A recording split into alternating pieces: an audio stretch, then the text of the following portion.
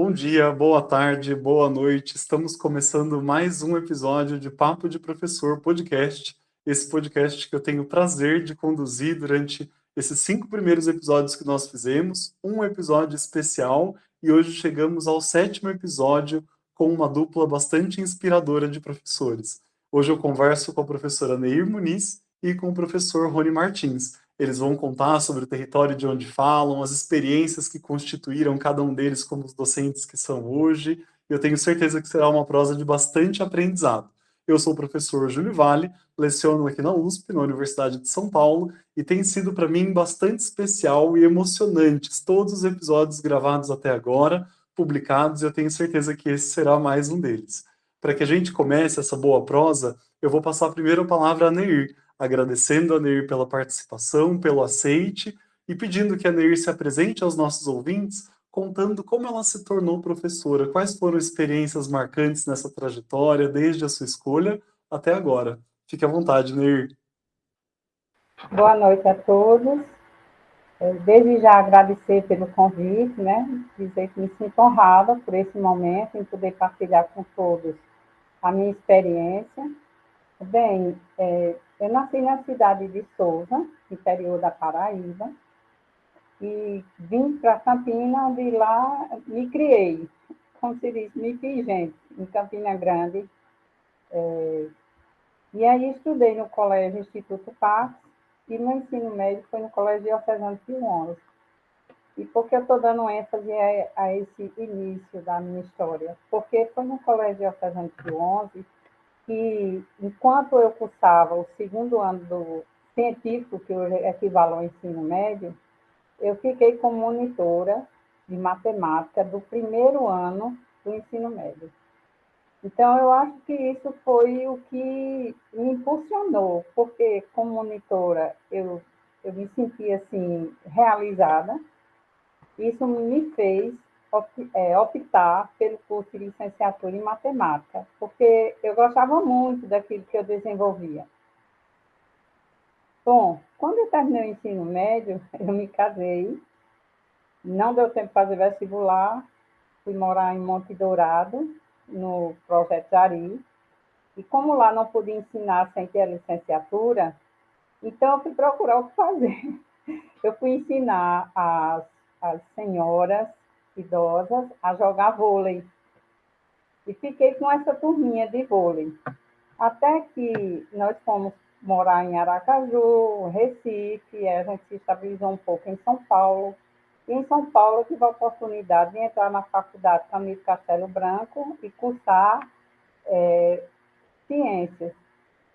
Fiquei lá por um tempo, meu esposo era administrador e prestava serviço a uma empresa, ele foi chamado para trabalhar em Belford Roxo, no Rio de Janeiro. Nessa época eu já estava com uma filhinha, aí ele disse, não vou expor de jeito nenhum minha filha, lá é muito perigoso e tal, ele não aceitou, e nós retornamos a Campina Grande. Como nós retornamos a Campina Grande, eu tranquei lá o estudo lá que eu tinha começado, fiz vestibular em Campina Grande, na UFPB, que hoje é UFCG, fiz o bacharelado em matemática. Passei, fiquei cursando. Aí o professor Paulo Pinto observou minhas aptidões e disse, Ney, vem cá, me diga uma coisa, o que é que você quer mesmo? Você quer a pesquisa ou você quer dar aula? Eu disse, dar aula? Ele disse, pois você está no curso errado. Você não acredita, não. Ele disse, tá. Se você terminar bacharelado, isso na época, né, era assim, se você terminar bacharelado e quiser ir para a sala de aula, você não pode, porque você não tem a licenciatura. Eu disse, como é? Eu digo, então, espera aí tranquei o curso na UFPB, na UFCG hoje, né, de bacharelado, e fui para a UEPB. Aí na UEPB fiz licenciatura em matemática. Quando eu estava lá, aí o professor Paulo Pinto ligou. E tem uma bolsa aqui de computação. Volta? Eu disse, não, agora não vou voltar mais, não. Aí terminei a licenciatura na UEPB e fui atrás de uma escola para estagiar. Como a maioria procurava escolas públicas, eu fui para 3 escolas públicas, onde não fui bem recebida. Aí eu disse, bom, eu tentei, não deu certo, agora eu vou tentar particular. Eu disse, eu vou tentar lá onde eu estudei. Aí fui lá, procurei a diretora, dona Célia, por 3 vezes, ela me negou, não, vem amanhã, vem tal dia, vem para a semana. Eu disse, não, eu vou falar com ela. Aí eu insisti, aí ela me deu a oportunidade de estagiar na quinta série, que hoje equivale ao sexto ano, e eu tive a sorte de estagiar numa sala com a professora Marlene, onde ela já trabalhava com essa turminha, interagindo com as crianças. Exemplo, eu não me esqueço nunca das aulas dela. Quando ela ia explicar a propriedade associativa, distributiva, ela chamava as crianças para frente e fazia com as crianças para elas entenderem o que era a propriedade comutativa. Na realidade, é trocar, mudar. Então, ela saía trocando os alunos, que ia chamando ali na frente. E assim, eu fui ficando maravilhada. Ela teve um problema nas cordas vocais, fez uma reunião com a diretora e disse o seguinte, eu não posso ficar em 2 escolas, porque eu estou com problema, eu estou me ausentando, mas eu quero que a estagiária fique no meu lugar. E no final ela disse isso, eu tremi nas bases, era muita responsabilidade, porque a professora era muito boa e eu estava ali ainda aprendendo. Ela viu que eu fiquei um pouco assim, perdida, assim, nervosa, aí ela debaixo da mesa botou a mão na minha perna e disse, fique quieta, eu vou lhe ensinar tudo. Aí eu fiquei assim, ela disse, você vai na minha casa aos sábados e tudo eu vou lhe mostrar como é que eu faço, passo a passo, para você dar continuidade a esse trabalho. Eu disse, então tá certo. Ela disse, fica firme aí. Eu disse, tá bom. Aí eu fiquei com o sexto ano, todos os sábados eu ia na casa dela, sempre me recebeu muito bem, me passou tudo, me deu pão com queijo, tudo prontinho na hora. Devo muito a ela, foi meu início como professora em sala de aula. E aí, na primeira reunião que eu estava como professora, aí a diretora deu testemunho e disse, olha, está vendo aqui essa menina aqui, ela entrou como estagiária, mas eu vou dizer a vocês, ela só entrou porque ela foi muito persistente. Viu? Quando eu dizia, vem amanhã, venha para a semana, eu pensava que ela existia, ela não vinha, vinha mesmo. De tanto ela persistir, eu disse, ela realmente quer isso, eu vou dar essa oportunidade a ela. E ali eu fiquei no Colégio Diocesano Pio XI, onde eu aprendi muito com o sexto ano. Bora para cá. Eu elenquei algumas coisas aqui. Então, do Pio XI, abriu em Campina Grande o Colégio Objetivo. Aí todo mundo disse, vai ter a seleção. A pessoa tem que dar aula. Se é. Então, no Pio XI eu queria crescer, queria pegar outras séries, e a diretora dizia que não, queria que eu fosse especialista no sexto ano, porque as crianças, né, assim, eram pequenos ainda. Os meninos ainda gostavam muito do meu jeito, a maneira como eu estava dando continuidade ao trabalho da professora Marlene. Aí o professor do ensino médio, o coordenador, queria me puxar para o ensino médio e dona Célia, a diretora, não permitia me levar para o ensino médio. Aí abriu esse colégio, eu disse, poxa, eu vou lá tentar. Aí começou só com o Fundamental 2. Aí era uma fila grande, eu me lembro como hoje, era uma fila extensa de professores, tinha professor da faculdade, tudo na fila para dar aula. Aí cada professor que saía, a gente dizia, como foi? E aí, não, só vai dar o resultado para a semana. E não sei o quê. Então, quando eu fui dar aula, eu levei os blocos lógicos que eu desenvolvi junto com o professor Fernando Luiz no laboratório de matemática da UEPB. E na época, em 1993, não existia no laboratório de matemática ainda esse material e nem existia essa abordagem nos livros. E a gente desenvolveu os produtos notáveis, o cubo da soma, o quadrado da soma, o quadrado da diferença, aí o desafio era o cubo da soma com os blocos lógicos. Como eu estava muito empolgada com esse laboratório de matemática, vou levar os blocos lógicos que ninguém está usando. Aí levei, né? Os blocos que eu mandei fazer de madeira, pintei com cores diversificadas para dar destaque, né, ao quadrado, aos retângulos. E aí, quando eu dei minha aula, a banca estava cheia dos diretores de João Pessoa, de Campina, e era como se fosse um teatro, era um púlpito, tinha um púlpito, um patamar maior, e eles na mesa. Aí, quando eu dei a aula de produtos notáveis, aí o diretor Paiva disse, tá bom. Aí eu, ok. Ele disse, você vai ficar do 6º ano ao 9º. Menina, aquilo ali, eu não esperava, porque todo mundo dizia que eu ia sair para a semana. Quando ele disse isso, olha, eu só tinha experiência no 6º ano. Quando ele disse isso, todos os blocos de madeira caíram no chão de madeira. Foi uma zoada, foi peça para todo lado. Aí os professores que se levantaram da banca foram me ajudar a juntar os blocos. Foi muita emoção. E ali eu ensinei ao 6º ano, ao 7º, ao 8º, ao 9º. Aí depois o diretor Paiva, na época era quadro de giz, ele me chamou um dia lá numa sala e me ensinou como trabalhar com quadro. Ele tinha... O quadro dele era muito lindo. Quando ele dava aula, quem entrasse depois dele tinha até vergonha, não tinha nem como apagar o quadro de tão lindo que era o quadro dele.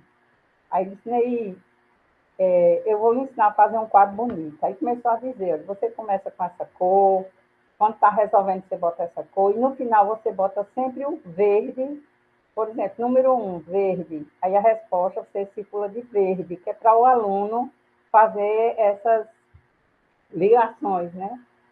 Assim, então ele me ensinou, foi um pai para mim lá também.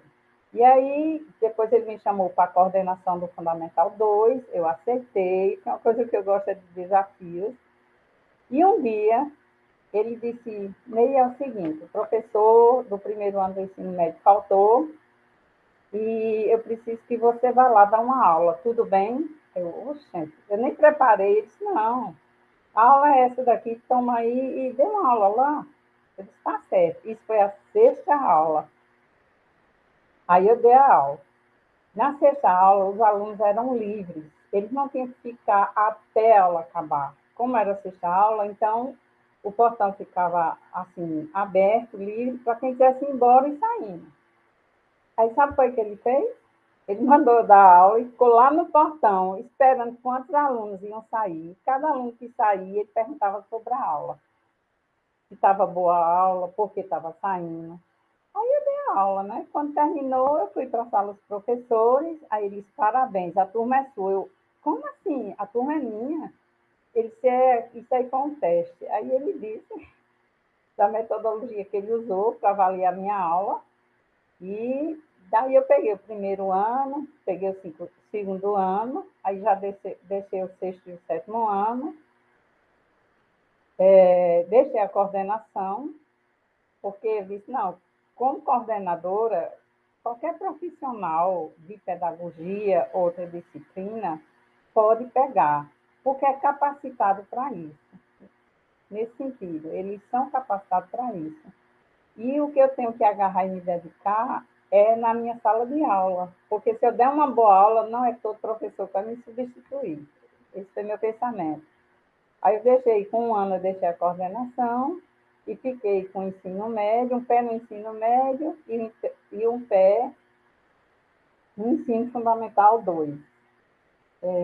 Depois vieram outras escolas, né, como Monte Sião, que eu desenvolvi lá um projeto sobre drogas, a gente fez dramaturgia também com os alunos, pesquisa estatística. Então, como tinha que entrevistar as pessoas que frequentavam uma praça em Campina Grande, a Praça da Bandeira, e eles se drogavam, eu não poderia deixar o adolescente se deparar com essa situação, porque até mesmo era um risco para eles, né? Então, eu fiz esse levantamento nos CAPS, que tinha envolvimento tratava essas pessoas, levei para eles os dados e eles apenas trataram com os dados, né? Com os dados estatísticos. Depois veio a Escola Virgem de Lourdes, as Lourdinas, onde eu trabalhei com o 8º e 9º ano. E aí, para mim, é uma honra ter sido professora das Lourdinas, com onde eu desenvolvi lá, eu com outros professores, né, porque o projeto foi interdisciplinar, com história, com geografia. Em Campina Grande, teve um cassino chamado Cassino Eldorado. Era no meio da feira, e esse cassino, em épocas remotas, era frequentado por grandes políticos, por pessoas fluentes. Então, foi o que a gente fez. A professora de História me falou sobre esse cassino, aí eu disse, pronto, é uma boa ideia. Você, como História, trabalha o cassino, e eu vou trabalhar os jogos matemáticos nesse cassino. Aí a gente trabalhou, os alunos riscaram o desenho do cassino tal qual ele era, em uma folha grande, e a gente colou na entrada da sala, onde quem olhava via o cassino, como ele era antigamente. E aí um dos alunos, o pai levou uma sinuca de verdade, nós trabalhamos com expressões algébricas com a sinuca. Teve a parte cênica, onde os alunos dançaram a caráter, a dança do tantã, outros jogos, aí teve um que vendia pipoca, não vendia, né, mas constava como se fosse um vendedor, que pendurava aqui na frente, aí tinha pipoca, tinha pirulito para dar aos visitantes, tinha um tapete vermelho para entrar. Ficou muito lindo esse cassino. E o outro foi a dramaturgia nas Lourdinas, que eu trabalhei com as mulheres da matemática. Aí nós abordamos história da matemática, história, geografia. Cada mulher, eles pintaram as mulheres, aí em cima tinha a bandeira do país que representava a mulher. Aí os alunos trabalharam com a história, a geografia. E eu trabalhei também com a dramaturgia. E daí saiu uma peça que eu escrevi sobre a Agnese. Mergulhei em Agnese, escrevi a peça, teve até papa. Na hora, a irmã concedeu uma roupa que representava o Papa. Foi muito lindo isso aí. E daí, depois eu fui para o Colégio Imaculada Conceição, que é as Damas, onde eu trabalhei os números inteiros. Como eu vim de um projeto que trabalhou com drogas, e aí eu trabalhei os números inteiros com drogas. Quais os pontos positivos e negativos que tinha na droga. É tanto que antes de fazer, eu conversei com a diretora sobre isso, né? E na hora ela disse, tem pontos positivos nas drogas? Eu disse, tem. Quem consome acha que é bom, que tem essa sensação assim, assim, e tem os negativos. E qual é o interessante? Eu falando para a irmã, né? Qual é o interessante, irmã? É que quando eles observarem no quadro os pontos positivos e os negativos, a gente vai contar e vai estar mais, por exemplo, mais 20 positivos. Negativo, perdão, e negativo, menos 100. E aí, vale a pena consumir? Não, por quê? Porque o saldo é negativo. E quanto é que dá isso aqui? Eles faziam a conta e foi muito, muito interessante isso aí. Trabalhei lá também com dramaturgia, com a poesia matemática de Milo Fernandes, né, ele representando a poesia. Pronto. Quando eu saí das Damas, do Colégio Imaculada Conceição, eu fiquei sem sala de aula. E aí eu peguei o dinheiro que recebi e abri uma doceria. A doceria é muito boa, dava dinheiro, viu? E aí uma vez uma ex-aluna minha entrou, do Colégio Diocesano Pio XI, entrou, forçando a água. Aí ela disse, professora, a senhora aqui, eu estava de balcão, né? Eu disse, sim, estou aqui. A senhora está feliz aqui? Eu estou muito feliz, porque aqui só entra quem realmente quer e sai satisfeito. É diferente de dar aula para, às vezes, adolescente, que a gente tem que ficar, presta atenção, não sei o quê. Ela disse, professora, a senhora é muito boa para estar aí. Eu não acredito, não. A senhora não pode ficar sem sala de aula. Aí aquilo ali me marcou, né? Ela só, professora, tem uma universidade aqui em Campinas, a Universidade Vale do Acaraú, e um professor do Pio XI está lá. Por que você não deixa o currículo lá? Eu disse, eu não conheço essa universidade, não. Pois está lá, professora, deixe. Então, através dessa aluna, que eu sou muito grata a ela, Rosana Agra, eu fui lá, deixei o meu currículo, a universidade me chamou e eu comecei com o curso de pedagogia, dando didática da matemática. E aí, se passaram 6 anos, eu fiquei nessa universidade, fechei a doceria, meu negócio é sala de aula mesmo. E aí fui para o curso de pedagogia, fui para o curso de licenciatura de matemática, dei aulas em várias cidades, porque não sei se vocês conhecem a UVA, é uma universidade do Ceará que funcionava aqui na Paraíba. Então, as aulas eram aos sábados, eram 8 horas de aulas, parava só para o almoço, 4 horas, de uma mesma disciplina, e a coordenadora chamava a gente e dizia, olha, é o seguinte, vocês têm que usar de metodologias para poder não cansar o aluno. Porque o aluno que ficou de manhã assim, 4 aulas suas, ele tem que voltar para assistir as outras 4. Eu digo, tá certo, vamos embora. Então, tudo para mim foi desafio. Foi muito bom ter trabalhado na UVA, onde eu permeei, dei aulas em Campina Grande, em Patos, em Monteiro, em Buzeiro, cidades circunvizinhas de Campina. Todas as disciplinas que você imaginar do curso de licenciatura, eu ensinei na universidade. Foi muito, muito bom, aprendi muito, cresci muito. Depois, eu passei no IFPB como professora substituta, no IFPB de Campina Grande, onde eu ensinei superior, médio e também a UEJA, aí onde chega agora a UEJA. Então, observe que quando eu fui para a UEJA, eu vim com a bagagem forte da universidade. Então, quando me deram a turma do EJA, a priori eu me assustei. Eu disse, meu Deus, o que é que eu vou fazer aqui com esse menino? O que é que eu vou fazer? Porque era uma turma onde a maioria ia pela bolsa que recebia, faltava, muitos deles faltavam, e se a gente fosse computar as faltas que eles tinham, eles poderiam perder a bolsa. Olha que realidade. Tinha jovens de 18, 20 anos, como tinha senhoras e senhores na sala. Alguns traziam alguma bagagem, né, tinha feito direitinho os estudos e estava ali só retomando, e outros não tinham visto quase nada de matemática. Então, assim, para mim foi um grande desafio trabalhar com EJA. Eu percebi que eu não poderia nunca trabalhar no EJA, como eu trabalhei nessas escolas particulares que eu tive experiência, nem como eu estava no ritmo da universidade.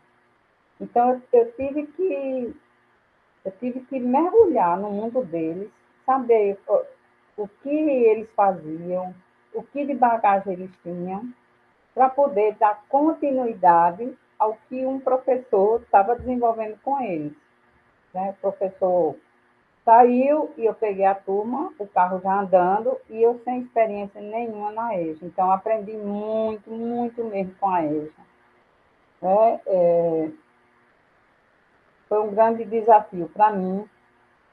No IFPB de Campina Grande, com o ensino médio, eu consegui trabalhar com eles muito bem a estatística, trabalhei com dramaturgia. O que foi que aconteceu? Eu peguei a peça que eu escrevi de Maria Guinese e dei para um professor de artes trabalhar com os meninos, a peça já toda escrita, só para ele ensaiar com os meninos e apresentar no dia. Eu queria fazer o dia da matemática, e, infelizmente, os professores não tinham esse hábito de se comemorar o dia da matemática. Eu disse, ninguém vai, vou eu. Aí trabalhei com os meninos, nós fizemos uma galeria de arte com os matemáticos, a peça teatral entreguei para o professor de arte trabalhar com eles a encenação, e aí eu me lembrei de convidar o professor Daniel da UFPB para assistir, porque o trabalho dele é em cima das mulheres matemáticas. Professor Daniel, escrevi assim, e a gente vai apresentar tal dia, você pode ir, eu vou, é uma honra, eu vou assistir. Ele sentou na primeira cadeira da fila. Um desafio muito grande que eu tive é que a diretora disse assim, olha, é o seguinte, você vai apresentar essa peça, mas a gente não vai liberar a turma, não. Eu disse, como é que eu vou apresentar para que todos participem? Você vai ter que apresentar essa peça na hora do intervalo. Na hora do intervalo, aí quem quiser ir para o teatro, vai. Quem não quiser, é livre. Eu sei, meu Deus do céu, será que vai dar coro? Eu pensando, né? Será que vai dar coro? Mandei as minhas turmas espalhar para as demais turmas. Resultado, para surpresa minha, o auditório lotou. Tinha gente sentada nos corredores, porque ninguém tinha feito ainda essa proeza com eles, né? Esse tipo de apresentação.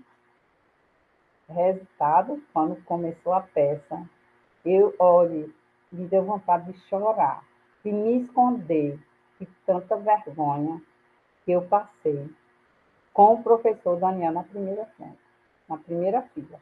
Por quê? Porque simplesmente o professor de arte modificou a minha peça,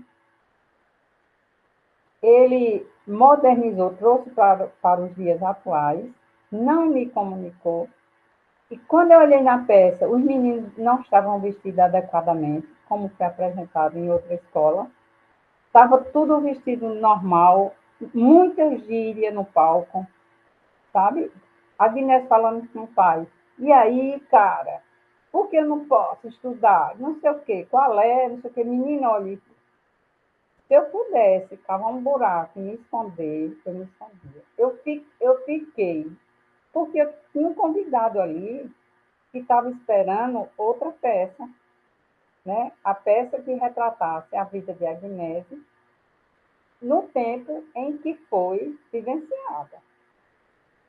Então, assim, para mim, foi um momento difícil. Depois, quando terminou, eu pedi desculpas ao professor Daniel.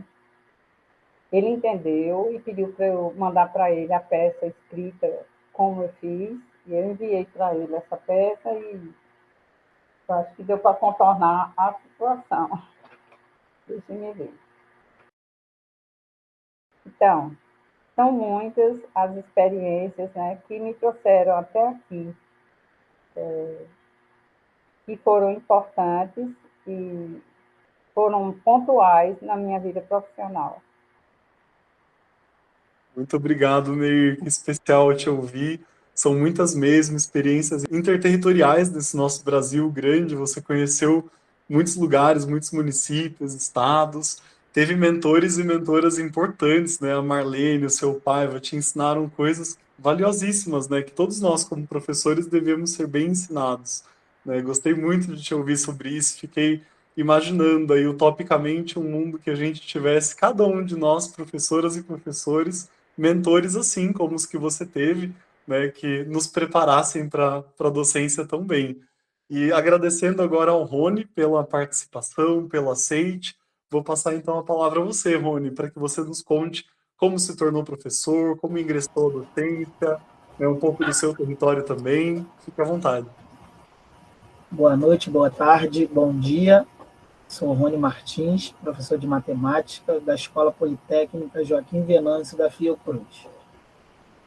A minha trajetória na docência, ela começa quando eu estava estudando, fazendo pré-vestibular comunitário para ingressar na universidade. Então, eu participei de um movimento, que era um pré-vestibular comunitário, foi o primeiro pré-vestibular organizado no município do Rio de Janeiro, e esse projeto ele tinha como característica que os estudantes participavam do projeto, com o tempo entravam para a universidade e retornavam para dar sua contribuição, porque era um projeto gratuito, era um pré-vestibular comunitário, e ele tinha esse formato. E quando eu fui estudando para prestar o vestibular, ainda não existia o Enem, à época, era fazer um nivelamento do ensino médio, né? Então, cada universidade no Rio de Janeiro tinha seu vestibular, o FRJ, o ERJ, o UF, a Unirio e a Rural. Todas elas, cada um tinha seu vestibular, que era sempre no final do ano. Então, a gente passava o ano inteiro estudando para prestar o vestibular no final do ano. E dentro desse projeto, eu comecei a conhecer uma escola diferente. Tinha professores engajados, uma questão política e de apresentar para os estudantes uma educação diferenciada, uma educação em que os estudantes eles tinham voz, em que o estudante ele trabalhava sua civilidade, você se tornava um cidadão. E nesse percurso eu comecei a formar a minha visão política e fui conhecer Paulo Freire. Eu conheci uma educação paulo freireana sem nunca ter lido um livro de Paulo Freire, que era essa educação.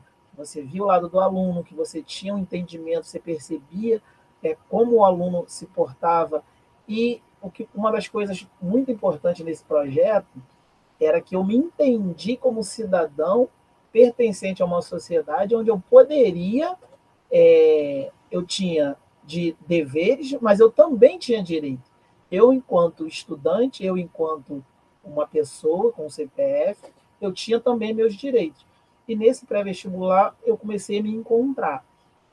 A minha vontade inicial não era lecionar, né? Eu sempre imaginei eu fazendo uma engenharia elétrica e eletrônica, e entrei nesse projeto. Esse projeto foi me moldando, e eu comecei a ter uma sensibilidade de perceber como os professores desse projeto atuavam. Aquela coisa do professor ter um feeling com o aluno, de entender os problemas que o aluno trazia, de ter uma conversa, de você sair só daquela coisa formal de aula para você passar numa prova. Então, a gente tinha diversas atividades, a gente frequentava, a gente ia ao teatro, a gente ia ao cinema, não para assistir os filmes comerciais, mas a gente iria assistir filmes com temáticas sociais que seriam importantes para o vestibular. A gente recebia palestrantes, eles traziam palestrantes diferentes para conversar com a gente. Então, isso foi abrindo a minha mente, e com o tempo que eu fui passando dentro desse projeto, chegou alguns momentos que o professor, por exemplo, às vezes o professor não conseguia ir à aula, e a gente ficava com aquela aula vaga, e o que a gente pensava? Ou a gente vai embora, ou a gente faz um grupo de estudo entre a gente. E eu comecei a pegar essa parte, eu falava, não, eu entendo um pouquinho disso daqui, então eu vou dar uma aula aqui para a gente, ó, eu vou resolver uns exercícios. Então eu passei a ser como se fosse um monitor, né? Fazendo um adendo, eu não, na minha época de escola, do fundamental e do ensino médio, fundamental final e tal, eu não gostava de matemática. Eu não era um bom aluno em matemática, porque eu não conseguia entender, e os professores que davam aula nessa época, que era uma aula bem tradicional, eles não tinham ou paciência, ou não queriam, ou não tinha, eles não conseguiam chegar até mim, e eu não conseguia chegar até eles. Então, assim, eu não gostava da matemática porque eu não entendia, eu não sabia o que estava acontecendo. E nesse projeto eu comecei a ver uma situação diferente, eu comecei a parar, estudar e entender o que acontecia, e não teve um momento assim, eu quero ser professor. Não, isso foi despertando. Conforme eu fui fazendo essa monitoria, cada vez que um professor faltava, eu falava, eu sei resolver esse exercício aqui, então vamos lá, vamos resolver. Aí eu comecei a dominar um pouco mais a matemática, então eu passei a ser dar aula, não dar aula, né? Na ausência dos professores, eu era um monitor, a gente sentava e fazia o grupo de estudo, e a gente começava a estudar. O tempo passou, eu entrei na universidade, e logo que eu entro na universidade, a gente tem uma situação que tem professores que precisam, o professor precisava fazer um mestrado, aí falou, não vou conseguir mais vir, dar a minha contribuição aqui. E eu comecei a lecionar nesse projeto, nesse formato. O projeto continuava sendo comunitário, e quando eu começo a lecionar, a gente tem 90% dos professores que estão lecionando nesse projeto, ex-alunos que estudaram comigo também, que foram para a universidade, se formaram e retornaram para dar sua contribuição. Então, isso foi abrindo a minha visão de educação, uma educação diferente, uma educação em que a gente tem um afeto, que a gente conversa com o aluno e entende o lado do aluno.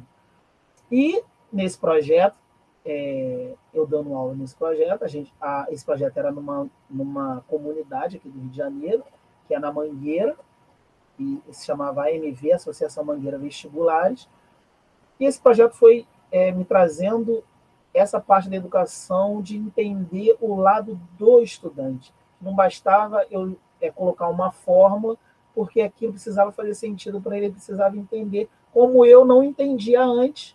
Então, eu passei a tratar a matemática com esses estudantes de uma maneira diferente, de uma maneira divertida, para que eles pudessem entender e compreender para poder fazer a prova. Depois que eu me formei, eu continuei trabalhando só nesse pré-vestibular, eu não lecionava, e eu recebi um convite para trabalhar na EJA Manguinhos, porque a minha irmã trabalhava já na Fiocruz, ela conhecia o pessoal desse projeto, e a EJA, no caso, ainda era um PEJA, né? Era um projeto de educação de jovens e adultos, e ela falou, tem um lugar excelente para você dar aula, lá na EJA Manguinhos, que são os estudantes igual do pré-vestibular, que era um pré-vestibular comunitário, de uma comunidade, e essa EJA ela fica inserida dentro de uma comunidade, e eles precisavam de um professor que tivesse esse olhar diferenciado, não só aquele professor que dá aquela aula formal, e eu passei a integrar o corpo docente desse projeto. Era um projeto bem incipiente, assim, que foi um movimento de um grupo de pessoas que começou também com pré-vestibular dentro dessa comunidade de Manguinhos e foi para uma EJA porque precisavam, para chegar no pré-vestibular, precisava ter estudantes que passassem pelo fundamental e pelo ensino médio, né? E eu entrei, comecei a lecionar e comecei a entender essa dinâmica desse projeto. E eu já, no primeiro semestre que eu entrei, eu já passei para ajudar na coordenação, e a gente montou uma coordenação e a gente começou a organizar a estrutura das aulas. Então, a gente desenvolveu umas atividades extra-classe. Então, os estudantes não só tinham as aulas das disciplinas, eles tinham umas atividades que a gente levava outros profissionais para trabalhar com a gente. Vale salientar que a gente era um projeto bolsista, né? Era uma bolsa, e era um valor muito baixo. Então, as pessoas que estavam nesse projeto, eles não estavam ali, óbvio que quem trabalha merece o seu salário, mas não estava ali especificamente pelo valor monetário, e sim pela contribuição que poderia dar a essas pessoas, aquela retribuição. Eu, desde essa minha formação, eu passei a entender que educação não pode ser negada, e como eu recebi diversos benefícios dentro desse projeto educacional, eu deveria também dar minha contribuição. E aí eu comecei nesse projeto, e ele foi sendo reorganizado, e conforme ele cresceu, a Escola Politécnica fez uma junção e puxou ele para dentro dela. Então, a gente passou a integrar a escola, e o tempo passou, a gente deixou de ser um projeto para ser institucionalizado pela escola. Então, a gente passou para dentro da escola, e a gente virou toda a certificação, toda a documentação passou fazendo parte da própria escola.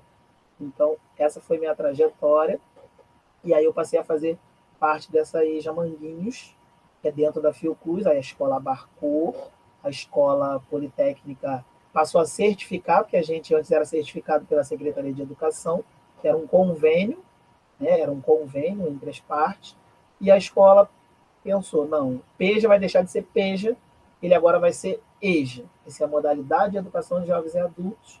E aí a gente seguiu isso no ano de 2013 e estamos em 2024 e aí já está funcionando muito bem e a gente tem diversas histórias maravilhosas e no decorrer a gente vai contando.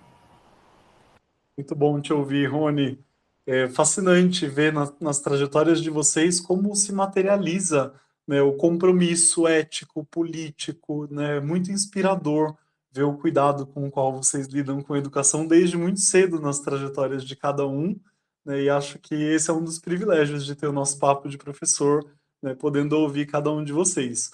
Eu vou voltar então a Neir para perguntar especificamente sobre algo que ela nos diria, né, muito em breve no seu relato, que é um projeto dos mais marcantes da trajetória dela, envolvendo justamente os pescadores, uma concepção de pesquisa relacionada à etnomatemática, uma riqueza de trabalho, e na sequência direciono também uma pergunta ao Rony. Fique à vontade, Neir. Muito bom. Então vamos todos. Peço aos caríssimos ouvintes que possam mergulhar comigo agora nessa história. Não é história de pescadora, não. É história de quem conviveu com pescadores. Então, a minha entrada no Centro de Referência de Pesca e Navegação Marítima me deu a oportunidade de tratar com essas comunidades, as comunidades de pescadores, porque eles tinham que tirar uma carteirinha, a POP, que é de pescador profissional, e a PEP, que é de pescador especializado. E tinham que prestar um concurso nesse centro de referência para poder estudar e tirar essa carteira.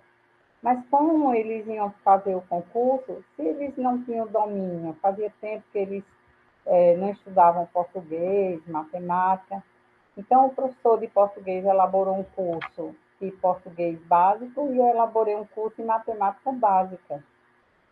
Então, com a orientação da minha professora Abigail Lins, excelente professora, orientadora. Então, no mestrado que eu estava cursando, eu falei sobre essa realidade que eu tinha que enfrentar. Ela disse, Ney, então vamos fazer o seguinte, vamos elaborar o projeto em cima dessa realidade que você está vivenciando. Eu disse, então vamos.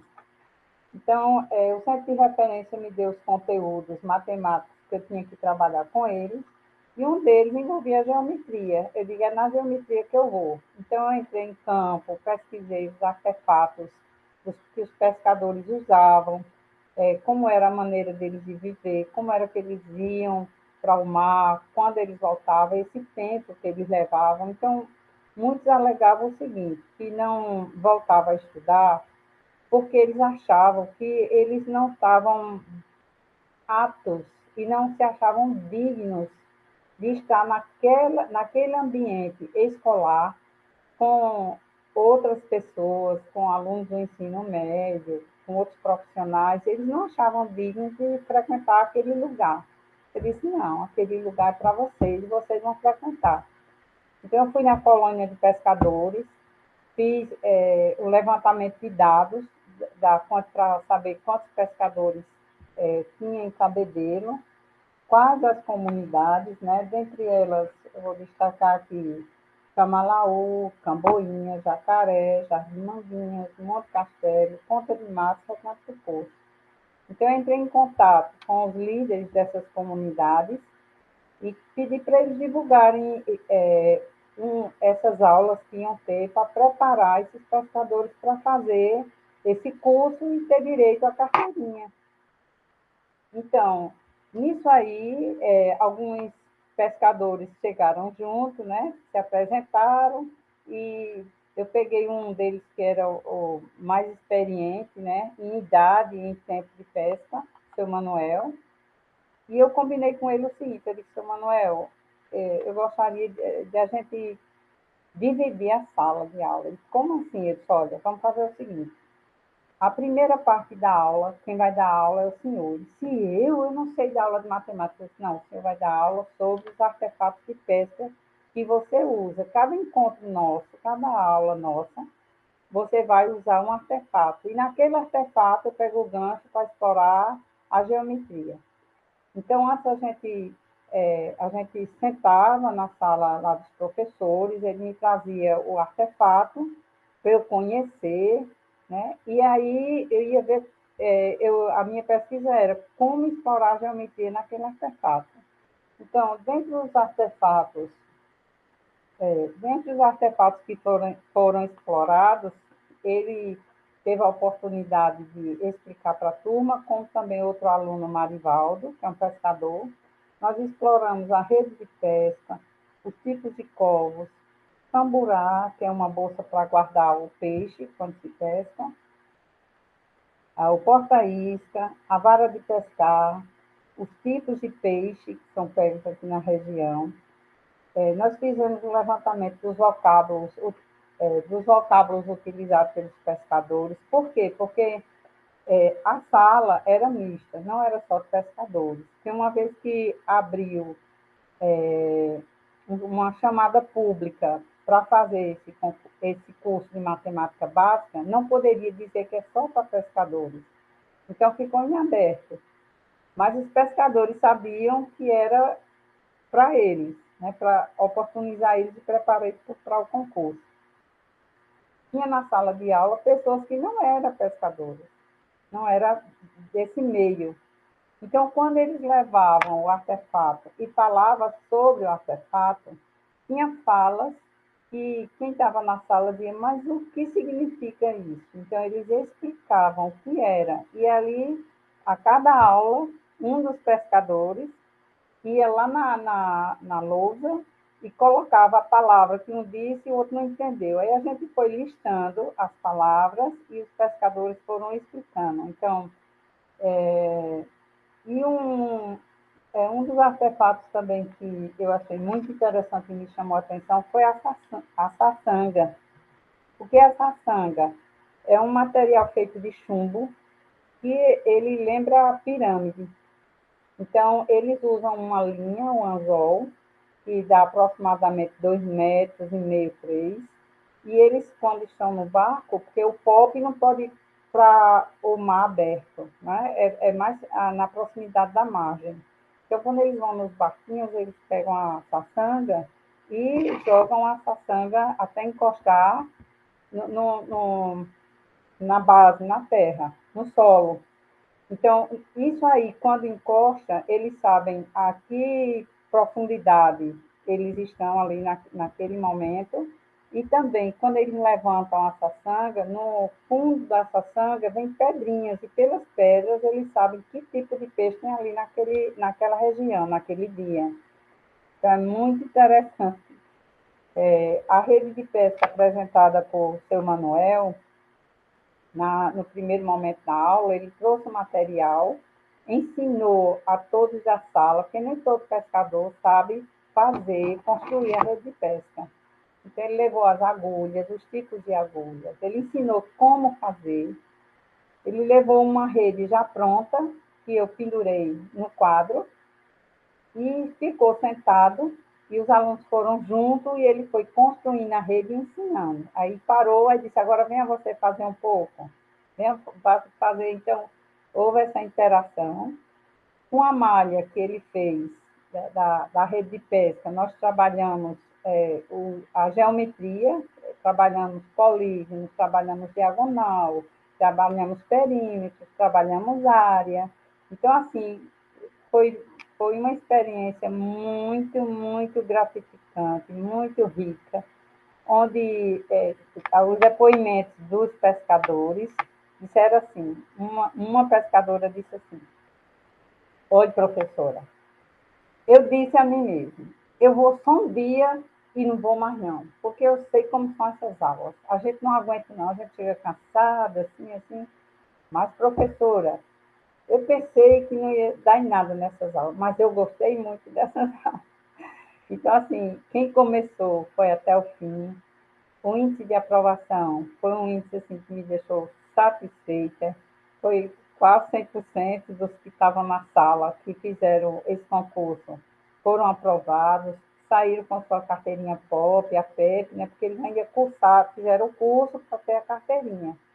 Então, assim, foi muito gratificante, muito gratificante. Tinha marisqueira na sala, eu participei da profissão dos pescadores, eles me convidaram para participar, lá vou eu em cima dos barcos, na profissão aqui, foi muito linda a experiência, bem gratificante. Então, essa pesquisa, ela foi baseada na etnomatemática, onde dá ênfase à cultura, onde que o indivíduo está inserido. Aí trabalhamos a etnologia, a história, né? A antropologia. Então, assim, foi muito gratificante, sabe? O Biratã de Ambrósio me deixou muita coisa boa para trabalhar. Explorei muito, muito todo o estudo que ele deixou para a educação matemática. É muito bom, muito. Tem o que falar, assim, perpassa a todo vocábulo que você queira procurar para falar sobre o pai da etnomatemática, né? Sim, Neir, que especial ouvi-la. É realmente uma obra grandiosa, um legado grandioso que o Biratã nos deixou. E eu fico imaginando que a sua história nos deixaria um livro muito bonito, né? Se eu pudesse sugerir um título por essa nossa boa e rápida prosa, eu diria que é algo do tipo dos blocos lógicos às redes de pesca, né? Das matemáticas às etnomatemáticas, né? Na sua trajetória, como isso vai se evidenciando, né, a visão que vai se ampliando de matemática e permitindo que você, né, talvez atenda mais aquele seu propósito, aquele seu princípio de ensinar e ensinar bem, né, o que era a preocupação da Neir, né, talvez aflita e nervosa naquele primeiro momento, acalmada pela Marlene, né, por debaixo da mesa, que agora se consagra numa bela experiência que você nos traz. E também, né, para dar sequência às experiências inspiradoras de vocês, eu gostaria de ouvir o Rony sobre algo que sempre me ensina muito, né, sobre como pensar a avaliação da aprendizagem dos nossos estudantes, porque o Rony tem uma experiência bastante interessante, né, de uma prática de avaliação sem recorrer às provas, a nossa cultura de provas, né, tão tradicional e que ele vem aí já há alguns anos com uma equipe de professores, uma equipe de colegas reinventando, né, em termos dos modos de avaliar e de pensar a avaliação. Então, fique à vontade, Rony, para nos brindar com essa experiência que você nos traz.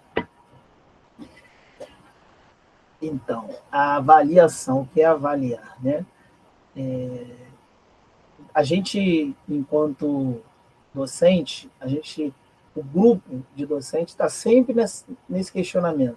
Como avaliar, de que forma avaliar, e muitas das vezes essa inquietação ela é em diversas regiões no país, em diversas escolas, mas o modelo tradicional continua sendo mantido. Você estuda, pega o conteúdo, vai lá, faz a prova. Então, a nossa equipe de docente, de organização, de coordenação, a gente tem nossas reuniões pedagógicas e a gente começou a construir um modelo diferente de avaliação. Então, lá na EJA, como a gente avalia? Ele é avaliado de forma integral, desde quando ele entra na escola, que é conversado com ele, até a sua saída. Então, quando o estudante ele faz o processo seletivo, a gente tem uma entrevista. Nessa entrevista, a gente explica tudo que acontece dentro da escola, como a gente trabalha, o nosso formato de trabalho, que não é o método tradicional, que eles não vão ter prova, que eles vão ter outras atividades que eles vão precisar cumprir. E tudo isso é passado para eles. A gente não tem semana de prova, a gente trabalha com avaliação contínua, então o estudante ele tem uma avaliação de cada professor e ele é avaliado dentro da sala de aula. A sua participação nas aulas, a sua frequência de aula e todo o entendimento que ele se percebe no projeto pedagógico da escola. Nesse projeto pedagógico que a gente montou e passa para eles. Então, eles vão ter que se adequar a esse processo. Então, ele não vai ter uma prova, mas ele está sendo avaliado. Então, ele é avaliado a presença, ele é avaliado o seu comprometimento, ele é avaliado nas resoluções das atividades em sala de aula. Cada professor vai passar uma atividade e tem estudantes que, como são trabalhadores, muitas das vezes não é possível mandar trabalho de casa, dever de casa, né? Porque eles vão estar trabalhando, não vão ter tempo de resolver. Então, é feito em sala de aula. Então, ele, ali, o compromisso dele ali com o seu próprio método de ensino-aprendizagem, né? Dele entender que aquilo ali vai ser importante para ele enquanto pessoa, enquanto estudante, enquanto um ser dentro da sociedade. Então, a nossa avaliação funciona dessa maneira. A gente tem uma ficha de avaliação em que todos os professores preenchem essa ficha e ele vai colocar lá. Nessa ficha consta o objetivo da disciplina para aquele semestre e se o estudante ele atingiu o objetivo ou não atingiu. Pode ter atingido parcialmente, pode não ter atingido, porque muitas das vezes a gente sabe as inteligências múltiplas, às vezes ele não atinge o objetivo na disciplina de matemática, mas ele atingiu em história, em geografia, em filosofia, em sociologia, né? Então, no conselho de classe, a gente faz 2 conselhos de classe, um no meio do semestre e o outro no final do semestre. E no primeiro conselho de classe é onde a gente senta para ajustar. O que a gente precisa fazer?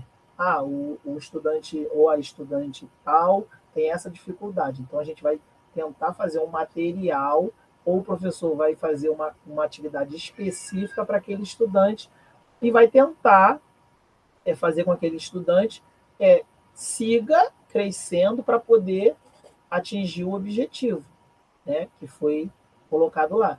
Então, esse primeiro conselho de classe é onde a gente dá aquela arrumada, onde a gente identifica o que não está indo legal. E aí a gente faz essa correção e chama os estudantes para conversar. Você precisa melhorar aqui, você precisa...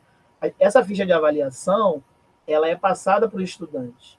Cada professor preenche essa ficha e aí, pós-conselho de classe, a gente chama todos os estudantes individual, né? Cada um tem a sua ficha, e aí a gente apresenta para ele, na disciplina de história, por exemplo, você está com falta, está acontecendo alguma questão, aí às vezes a disciplina é no primeiro tempo, ele está vindo do trabalho, aí acaba perdendo, e aí a gente vai na renegociação.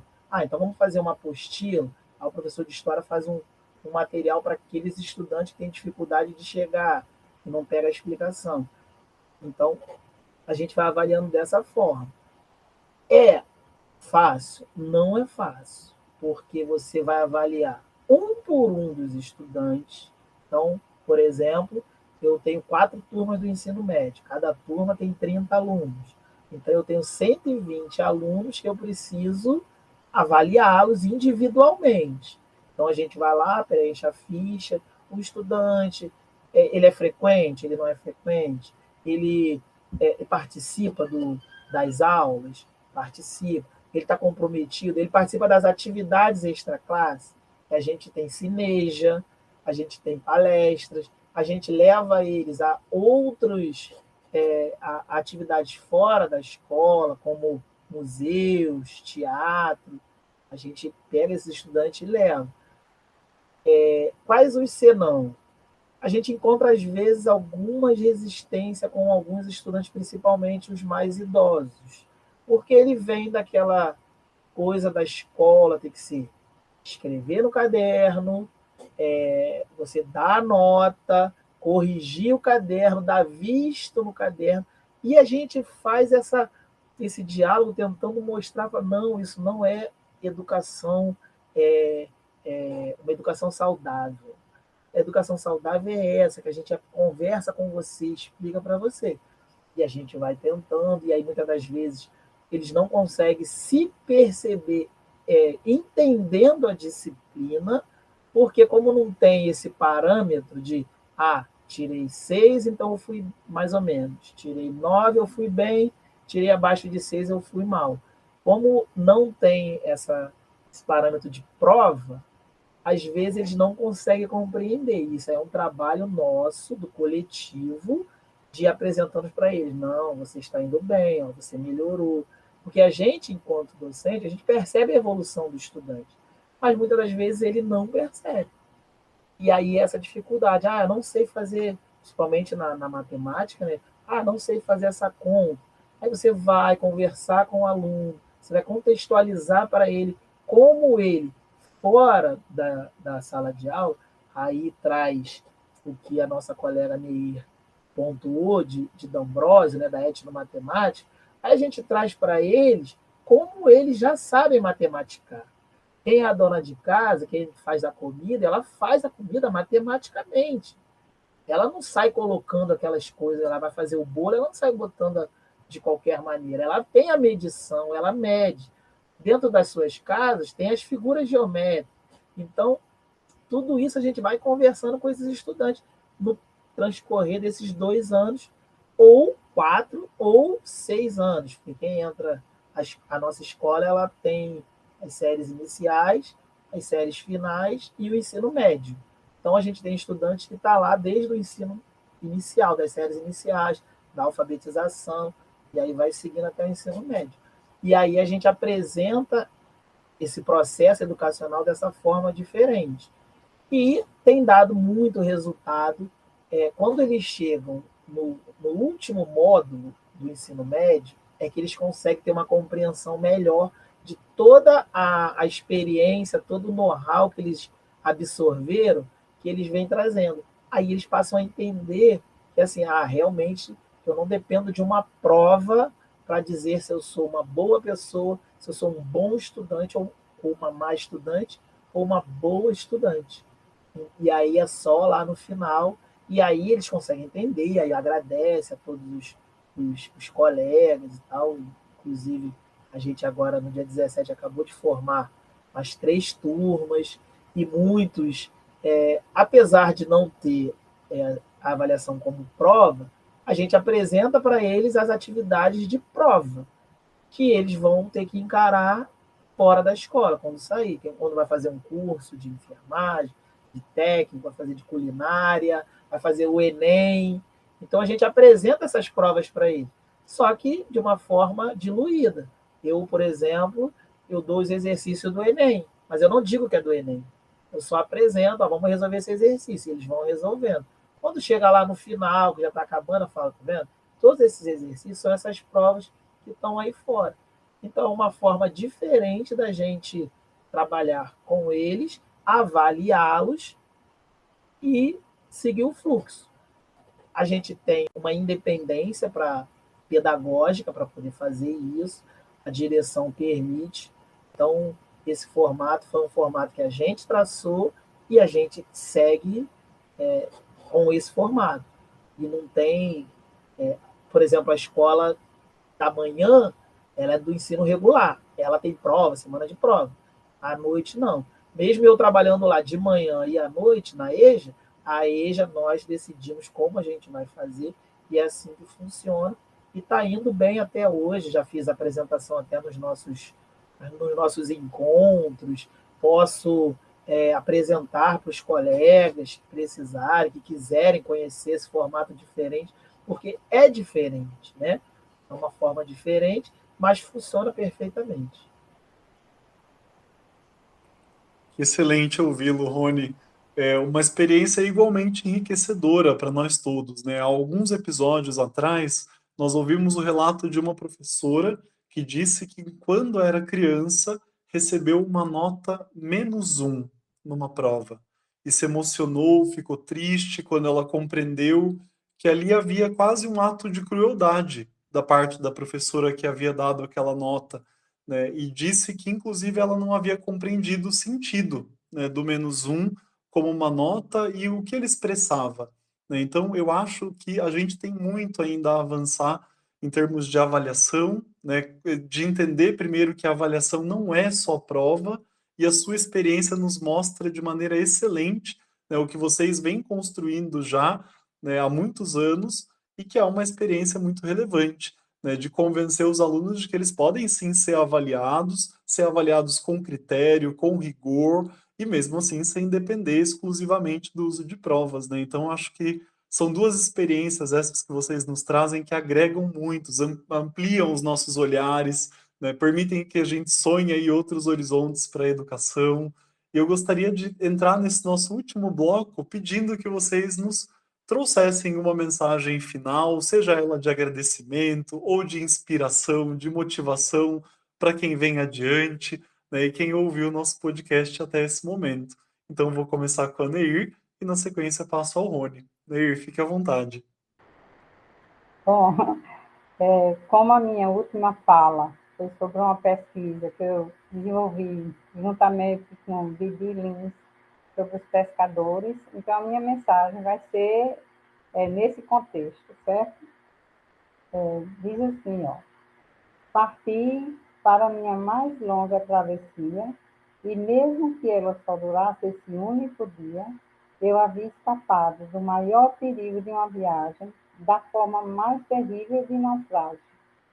Não parti. Esse é o pensamento de Annie Frisch.